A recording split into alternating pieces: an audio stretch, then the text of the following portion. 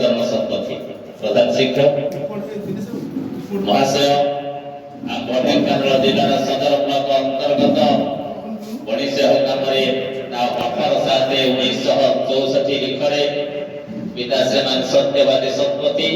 और माता स्वर्गत ललिता शतपथी तृतीय संतान रूपे कुलमंडन करते शिक्षागत योग्यता समाप्त पर 12/10/1988 लिखरे अनुगुल जिलार सदर ब्लक अंतर्गत दलासीहा प्राथमिक विद्यालय शिक्षक जीवन आरंभ करते 5/8/1998 लिखरे ढेंकानाल जिला गंदिया ब्लक अंतर्गत काशीपुर प्राथमिक विद्यालय जड़े कर्तव्यनिष्ठ शिक्षक भाव में योगदान करी निज कर्तव्य प्रशंसित होते उक्त समय शिक्षकतार माधुर्य प्रयोग अनेक निपुण चरित्र गढ़वे आपण सिद्धहस्त होते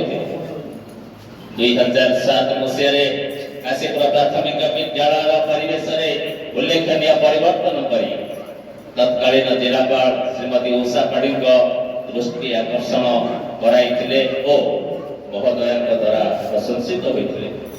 आपण शिक्षक जीवन मध्य ढेंकानाल अंतर्गत गंजा ब्लॉक काशीपुर प्राथमिक विद्यालय गम्हारिया प्राथमिक विद्यालय कार्य समय एक अविस्मरणीय समय यही समय मध्य आपण आंभ आंचलिक साधन केन्द्र लहड़ार जड़े आदर्श शिक्षक भाव आंभ समस्त प्रेरणार उत्स भी रही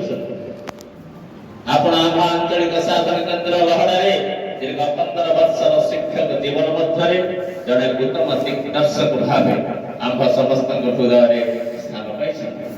शिक्षा क्षेत्र में आपण दीर्घ वर्षर सफलता पूर्वक कर्मनिष्ठता छात्र वत्सलता तथा परोपकारी गुण पाए आपण आंभ समस्त पीढ़ीर शिक्षक समाज एक आदर्श आंचलिक साधन केन्द्र लहड़ा तरफ जगन्नाथ प्रभु श्री जगन्नाथ निकट में प्रार्थना करू कि आपण अवशिष्ट जीवन निरोग सुखमय और मंगलमय सरकारी उक्ता प्राथमिक विद्यालय काशीपुर तारीख 11/8/2024 रविवार इति आपणकर गुणमुग्ध शिक्षक और शिक्षयित्री वृंद आंचलिक साधन केन्द्र लहड़ा नमस्कार।